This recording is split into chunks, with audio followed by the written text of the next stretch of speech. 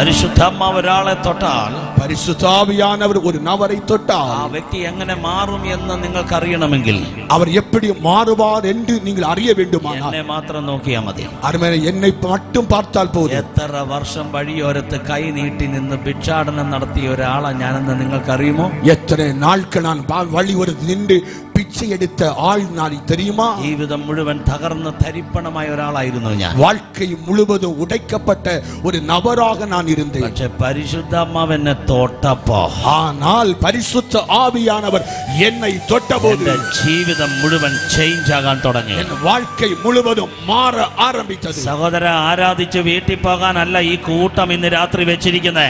சகோதரா, ஆராதித்து அவன் வீட்டு போவதற்காக இந்த கூட்டம் வைக்கவில்லை.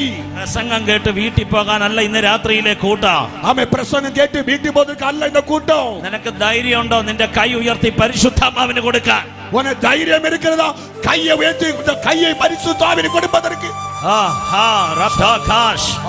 നിന്റെ ലൈഫ് മുഴുവൻ ചേഞ്ച് ആകാൻ പോകുകയാ. ഒരു வாழ்க்கை முழுவதும் மாறப் போகிறது. ഇതുവരെ അടഞ്ഞ മുഴുവൻ വാതിലുകളും തുറക്കാൻ പോകുകയാ. இதுவரை அடைக்கப்பட்ட வாசல் உனக்காய் திறக்கப் போகிறது.